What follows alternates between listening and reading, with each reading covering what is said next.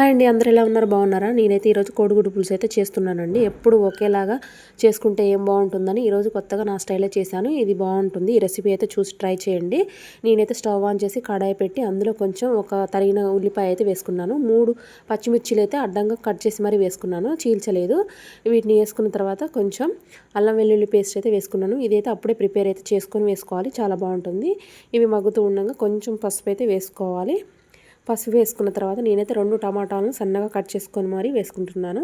మీరు కూడా అలాగే వేసుకోండి. ఇప్పుడు ఇవి మగ్గుతూ ఉండగా నేనైతే ఇందులోకి మిరియాలు, మెంతులు, జీలకర్ర కొంచెం క్వాంటిటీలో మాత్రం తీసుకొని మూడింటిని అయితే వేయించుకొని గ్రైండ్ చేసుకొని పెట్టుకున్నాను. అదే పౌడర్ వేసుకున్నానండి. నేనైతే మెంతులు అయితే అంత క్వాంటిటీ అయితే వేయలేదు, మీకు తెలియడం కోసం నేను చూపించాను. అలా ఇవి మగ్గిపోయిన తర్వాత ఇప్పుడైతే ఉప్పు కారం కూడా వేసుకుంటున్నాను. ఉప్పు కారం వేసుకున్న తర్వాత చింతపండు కొంచెం నానబెట్టుకుంటున్నాం కదా పులుసు కాబట్టి, అది కూడా వేసేసుకోవాలండి. ఇప్పుడు ఈ పులుసు ఉడుకుతూ ఉంటుంది. ఉడుకుతూ ఉండగా మనమైతే 6 కోడిగుడ్లను అయితే నేను ఉడకబెట్టి వేసుకుంటున్నాను. వీటికైతే కొంచెం ఘాట్లు పెట్టుకొని వేసుకోవాలి, ఎందుకంటే వీటిలోకి పులుసు వెళ్ళి టేస్ట్ మాత్రం ఇంప్రూవ్ అవుతుంది. ఇలా ఉడుకుతుండగా ఇందులో అయితే కొంచెం కొత్తిమీర అయితే వేసుకోవాలి. వేసుకున్న తర్వాత మనం ఈ కూర ఆల్మోస్ట్ అయిపోయింది అనుకున్నప్పుడు మనం ఇంట్లో తయారు చేసుకున్న గరం మసాలా పౌడర్ అయితే వేసుకొని దింపేసుకోవాలి. అంతేనండి, ఆ క్లిప్ మిస్ అయిందని నేను చూపించాను.